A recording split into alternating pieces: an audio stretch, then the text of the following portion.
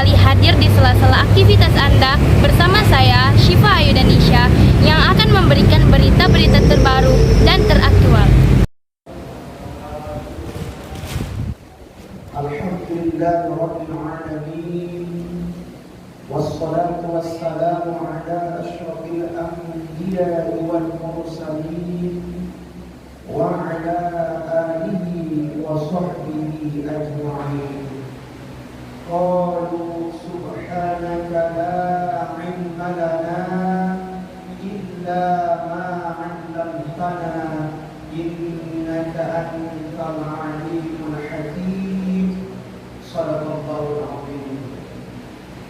Yang sama-sama kita muliakan orang-orang tua kita, segenap pengurus Badan Kenaziran Masjid An-Ni'mah PT Indofood, para pimpinan, Bapak Ibu hadirin, jamaah yang dimuliakan Allah Subhanahu wa taala. Alhamdulillahirabbil alamin. Pada siang yang cerah penuh berkah ini, Allah Subhanahu wa taala masih memberikan kepada kita nikmat kesehatan, nikmat kesempatan, terlebih nikmat keikhlasan dalam menjalankan ibadah-ibadah kepada Allah Subhanahu wa taala. Mudah-mudahan apa yang kita lakukan saat ini, baik itu iktikaf maupun thalibul ilmi, adalah bagian dari cara kita mensyukuri nikmat Allah, dan kita berdoa mudah-mudahan dengan mensyukuri nikmat-nikmat yang telah diberikan Allah, semoga Allah memberikan nikmat yang jauh lebih besar, lebih istimewa, lebih banyak dibandingkan dengan nikmat-nikmat yang telah diberikan kepada kita. Amin. Salawat barangkali dan salam, marilah sama-sama kita hadiahkan ke pangkuan baginda Rasulullah sallallahu alaihi wasallam. Allahumma shalli ala sayyidina Muhammad wa ala ali sayyidina Muhammad. Kita berdoa dan berharap mudah-mudahan kita yang berhadir pada kesempatan yang penuh berkah ini, begitu pula dengan kedua orang tua kita dan segenap keluarga kita, termasuk golongan umat beliau yang mendapatkan syafaatnya di yaumil mahsyar.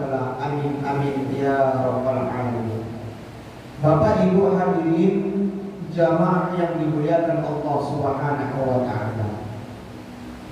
Dalam catatan tarikh sejarah, pernah pembesar-pembesar, orang-orang penting kafir Quraisy Makkah menantang Nabi Muhammad.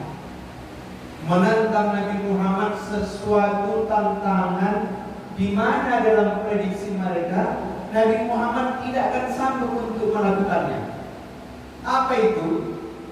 Pembesar-pembesar kafir Quraisy Makkah menantang Nabi Muhammad supaya membelah bulan.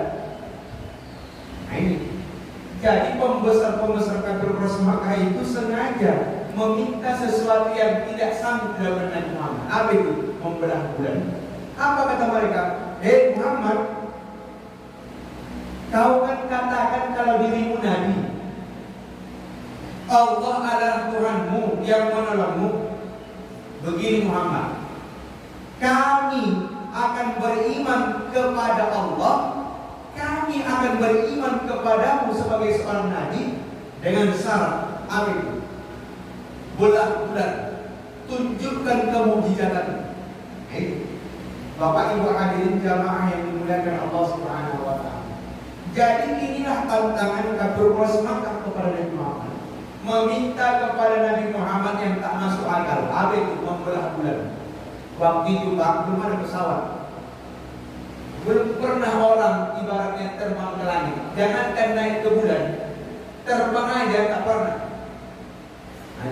Pesawat pun belum ditemukan. Ilmuwan muslim yang menemukan pesawat itu pada zaman dinasti Abbasiyah.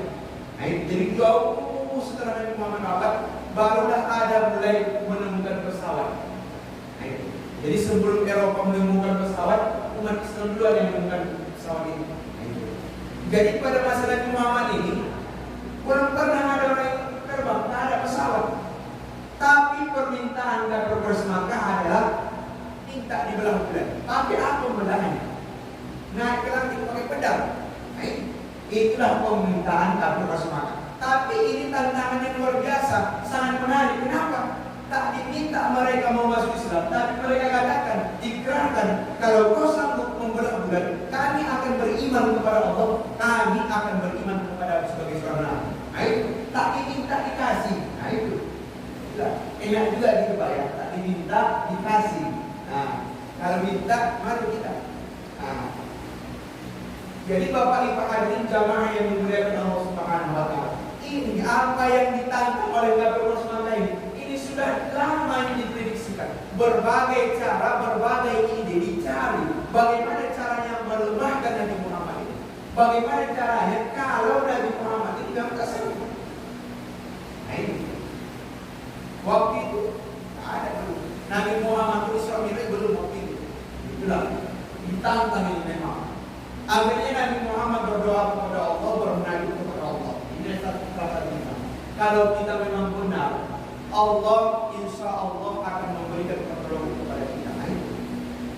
Ya ayyuhalladzina amanu in tansurullaha yansurkum wa yusabbit aqdamakum. Wahai orang-orang yang beriman, jika kamu menolong agama Allah, Allah akan menolongmu dan mengokohkan posisimu. Itu yang jawab dalam surah Muhammad ayat ini. Dalam surah Muhammad ayat ini, ya ayyuhalladzina amanu in tansurullaha yansurkum wa yusabbit aqdamakum. Wahai orang-orang yang beriman, jika kamu menolong agama Allah, Allah akan menolongmu dan mengokohkan posisimu. Jadi tak payah kita takut ini Pak untuk dimutasi ataupun dikudeta. Kenapa? Jika kita tolong agama Allah, Allah akan menolong kita. Kita tolong agama Allah, Allah akan menolong kita. Dan sekaligus Allah mengokohkan posisi kita. Jadi kalau mau naik jabatan, tips dari surah Muhammad ini, tolonglah agama Allah sebanyak-banyaknya. Insya Allah naik jabatan. Kalau tak percaya, buktikan. Bapak Ibu hadirin jamaah yang dimuliakan Allah Subhanahu wa taala. Setelah Nabi Muhammad bermunajat, apa yang terjadi? Dibelah bulan. Malam itu juga terbelah bulan. Mengangkat pembesar-pembesar terus makan bunuh. Kok bisa? Kok bisa bulan terbelah? Nah ini. Apa yang terjadi ketika bulan terbelah? Bukan sambutan positif yang diberikan. Sebelum bulan terbelah, apa yang kata pembesar-pembesar terus makan? Kalau kau sanggup membelah bulan, maka kami akan beriman kepada Allah dan kami juga akan beriman kepada sebagai seorang Rasul. Begitu bulan terbelah, bukan sambutan positif yang dapat, tapi negatif. Pembesar-pembesar kami terus makan itu begitu melihat bulan terbelah mengatakan, Muhammad tukang sihir, Muhammad tukang sihir, Muhammad telah penyihir. Bapak Ibu hadirin jamaah yang dimuliakan, yang minta bulan dibelah siapa sebetulnya? Orang itu. Tapi begitu bulan terbelah, mereka tak terima. Malah mengatakan Nabi Muhammad sebagai tukang sihir. Tadi di awal mereka minta, bahkan mengatakan kami akan beriman kepada Allah, kami akan beriman kepadamu sebagai seorang Rasul. Tapi begitu bulan terbelah, jauh pandang dari hati. Mereka katakan Muhammad tukang sihir, Muhammad tukang sihir. Bapak Ibu hadirin jamaah yang dimuliakan Allah Subhanahu wa taala. Tak berhenti di sini. Ditinggalkan berhenti. Ini tukang sihir. Tak betul. Enggak ada beriman. Tapi dalam hati orang itu, kok bisa juga berhenti terbelah? Kok bisa berhenti terbelah? Migran. Dan mereka ini tak ada hati memikirkan itu. Dan apa yang mereka lakukan? Tak berhenti di situ. Mereka pergi ke pinggir-pinggir sudut kota Makkah. Mereka pergi ke pinggir-pinggir sudut kota Makkah. Untuk apa? Untuk menginterogasi, untuk menginterview, mewawancarai setiap orang-orang yang pulang ke kota Makkah dari berbagai daerah. Mereka akan tanya, setiap kabilah-kabilah dagang dari berbagai daerah, mereka akan tanya. Begitu mereka akan semangat antusias menanyakan. Ada kalian lihat tadi malam sesuatu yang aneh? Tanya mereka, ada yang terlihat sesuatu yang aneh di mana? Ada.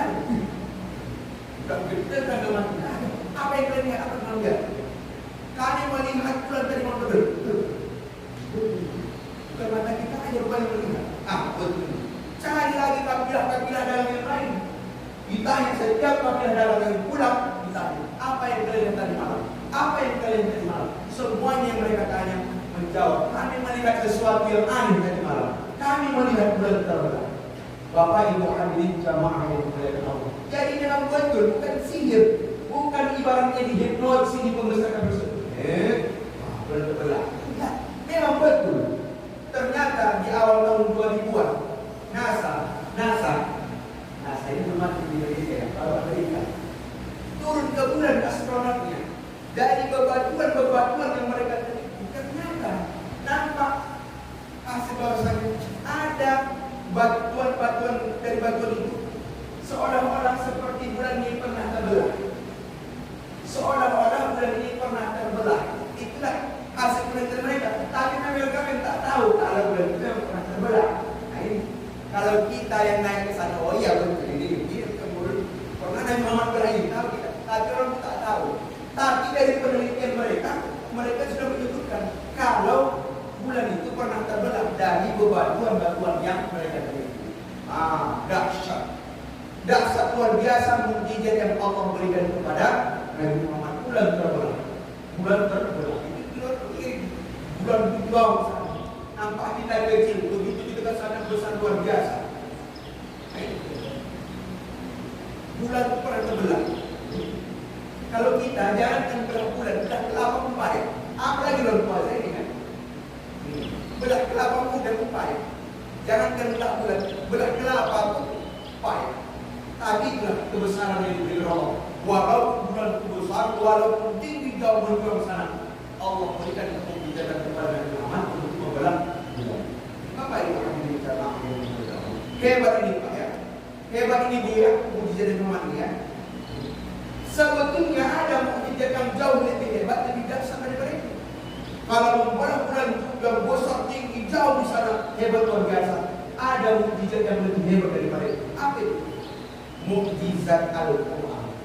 Mukjizat hebat apa ini? Ya.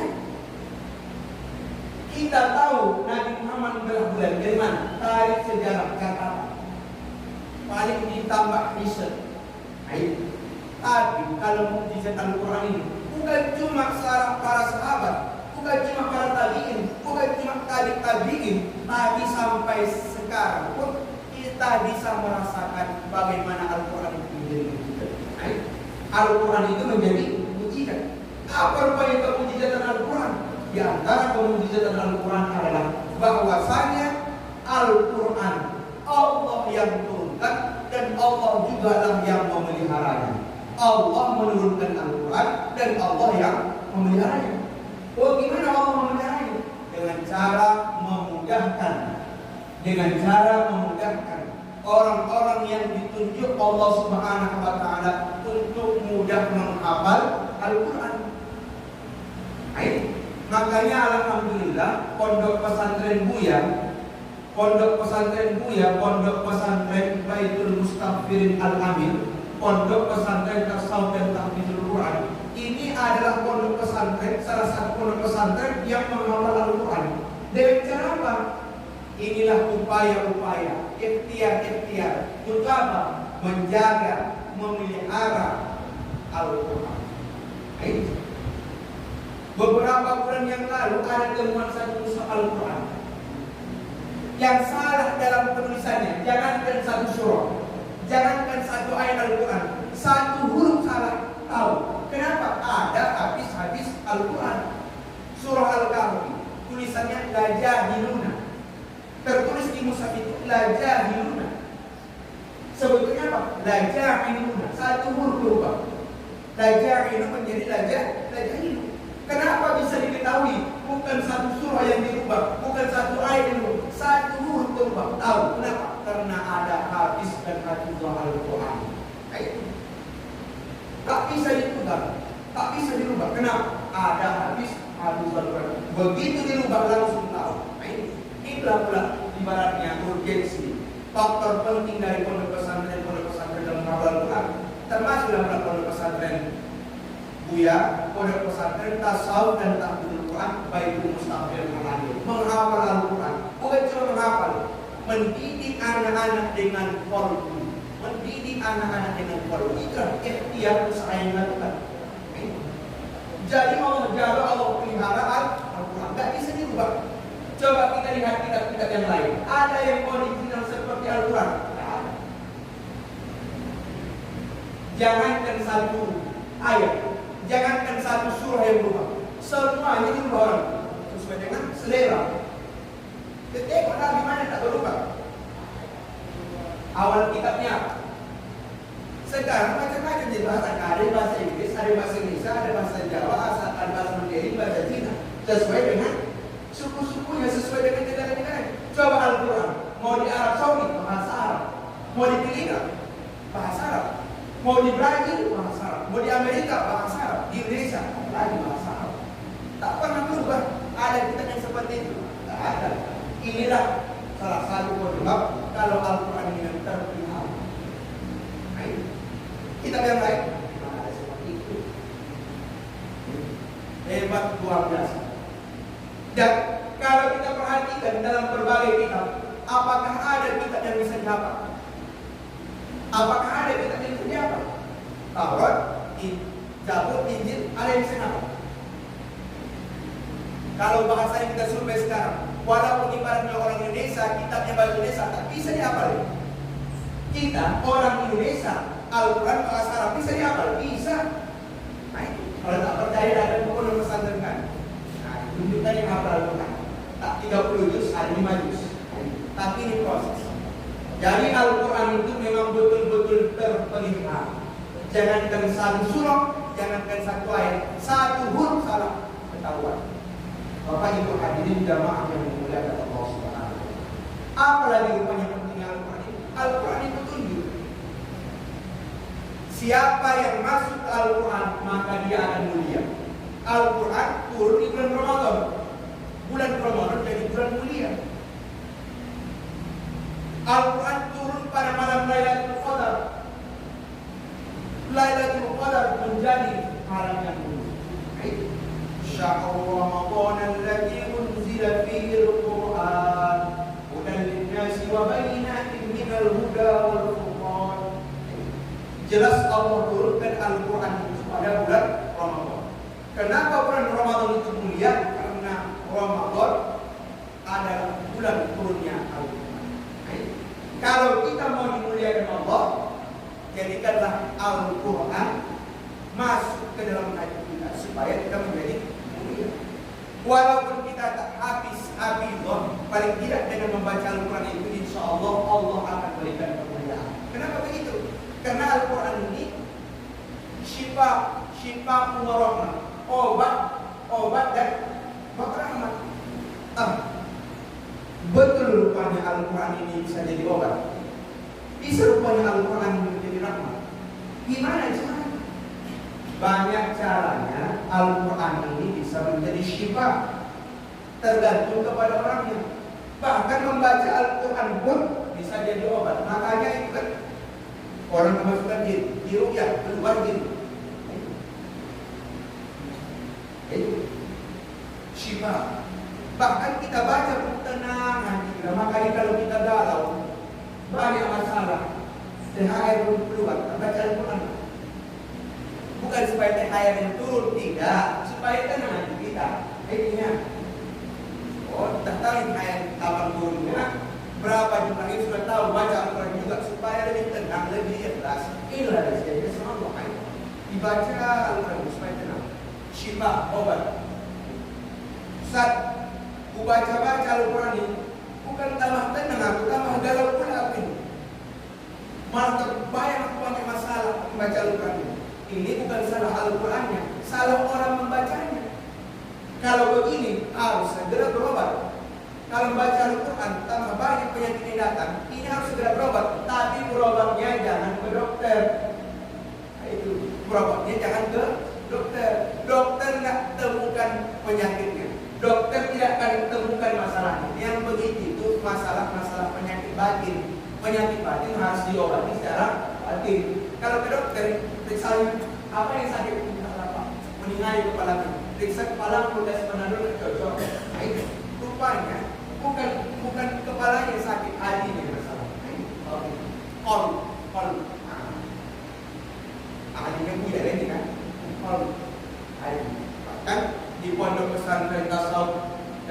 Hafizul Quran baik mustaqil itu memang diusahakan bagaimana mendidik santri itu dengan qalbu, mendidik dengan qalbu. Kenapa? Hati ke hati itu mudah dipahami, tetapi kalau kepala ke hati sulit. Makanya banyak hati harus disembuhkan dengan hati. Oleh sebab itu harus hati.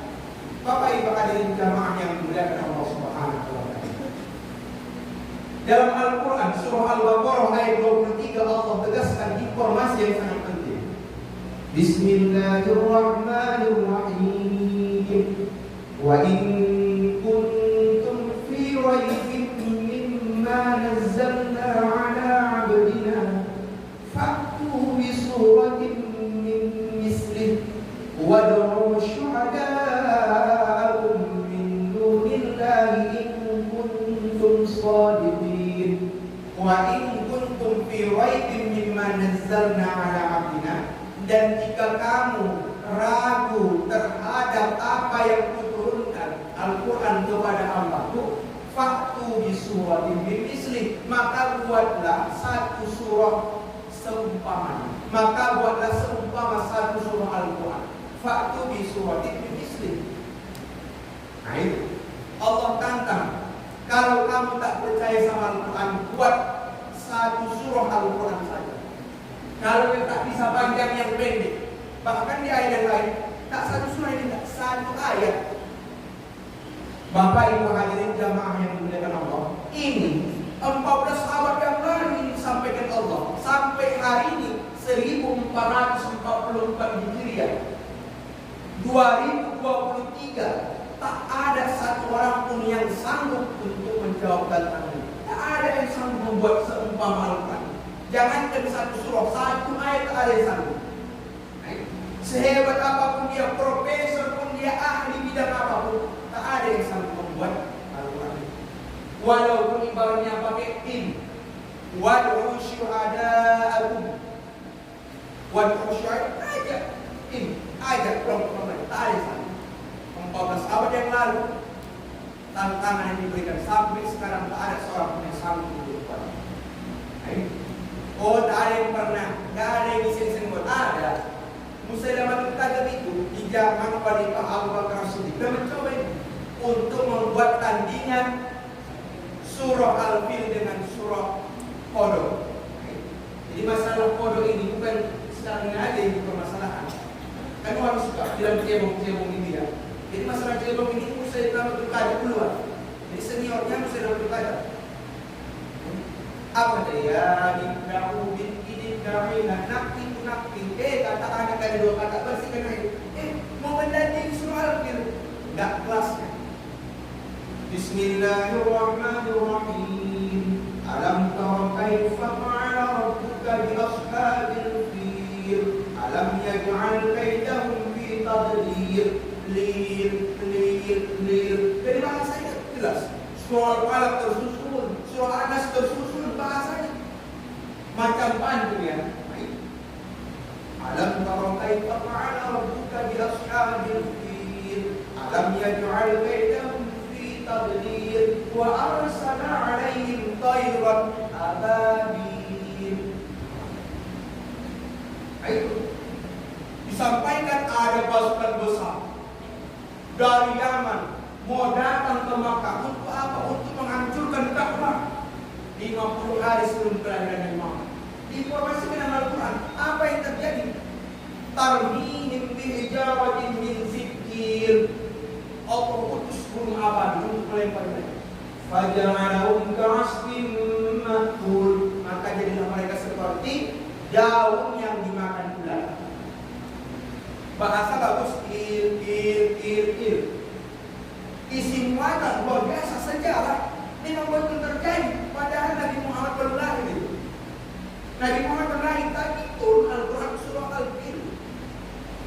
Dan informasinya Allah tunjukkan ada pasukan besar, dahsyat, tapi begitu pun besarnya, begitu pun dahsyatnya Allah binasakan. Ini Pak, ini bukan cerita main-main ini pasukan Abraha ini. Kenapa? Yang dibawa mereka ini kan gagah, pasukan gagah. Ini ceritanya tak ditembung ini Bu. Gak ditembung ini ceritanya, ini cerita di Arab. Kenapa begitu rupanya? Nah, kalau kita ketangkahan itu gajah gajah itu kan main-main air itu. Air kan. Gajah tidak bisa terlepas dari air. Ini dibawa ke Arab, pasti mereka banyak air. Air mahal, artinya pasukan ini pasukan hebat. Dananya besar, dananya dahsyat. Tapi apa kata Allah? Sehebat apapun Abraha ingin menghancurkan Ka'bah yang ada di Makkah, ada kekuatan yang lebih hebat lagi. Apa itu? Allah Subhanahu wa Ta'ala. Bapak Ibu hadirin jamaah yang dimuliakan Allah Subhanahu wa Ta'ala. Nampak sudah masuk itu Pak ya? Sudah selesai? Belum. Nanti akan dibuat ya Pak ya? Berapa menit lagi Pak? Saya dibuat sudah selesai. Nanti sampai azan pula ini. Baik Bapak Ibu hadirin jamaah yang dimuliakan Allah. Ini Allah mau tunjukkan sesuatu yang luar biasa. Pasukan Abraha itu pasukan bergajah dari Yaman ini menghancurkan Ka'bah yang ada di Makkah, tapi Allah binasakan dengan kekuatan Allah Subhanahu wa Ta'ala. Sehebat apapun mereka selesai. Fajarahum ka'asfin ma'kul. Itulah kebesaran yang diberikan Allah. Kemudian Al-Quran ini bukan cuma cerita ibadah, bukan hanya masalah akidah, bukan cuma masalah muamalah, tetapi di dalam Al-Quran ini juga sains dan teknologi. Al-Quran berbicara tentang sains dan teknologi. Itu saya sebutnya ada ini, tapi tadi memang dikabari dia baru jam 10 tadi, kalau tidak sebagian itu yang biasanya. Al-Quran berbicara tentang sains dan teknologi, bukan masalah ibadah saja. Inilah yang dalam Al-Quran. Api bisa di dalam laut. Api di dalam laut. Biasanya api mati di kena air. Ini dalam laut tadi, cuma tersiram air dalam laut. Temukan oleh paman ini hebat kali temuan terbaru. Katanya yang terbaru, tapi ini sudah dibicarakan Allah 14 abad yang kita naik pesawat semakin tinggi, semakin menipis oksigen. Semakin menipis oksigen. Makanya pesawat tenaga oksigen. Ini temuan sekarang ini, tetapi Al-Quran sudah membicarakannya 14 abad yang lalu. Ini sains dan teknologi. Rotasi matahari, bulan, planet-planet. Buku-buku sekarang ini dibicarakan itu, tetapi ini sudah dibicarakan 14 abad yang lalu. Ini semuanya ada di dalam Al-Quran. Itulah kehebatan Al-Quran, mukjizat yang luar biasa. Bapak Ibu hadirin jamaah yang dimuliakan Allah, karena waktunya yang terbatas, maka kita cukupkanlah kajian kita pada kesempatan ini. Mudah-mudahan kita semakin cinta kepada Al-Quran, dan mudah-mudahan Al-Quran dapat menerangi kehidupan kita, baik berkeluarga maupun bermasyarakat. Demikian, terima kasih atas segala perhatian. Mohon maaf atas segala kekurangan.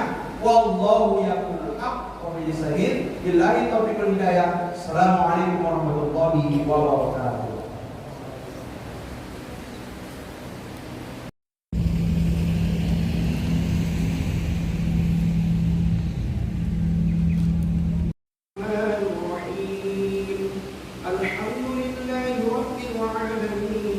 والصلاة والسلام على أشرف الأنبياء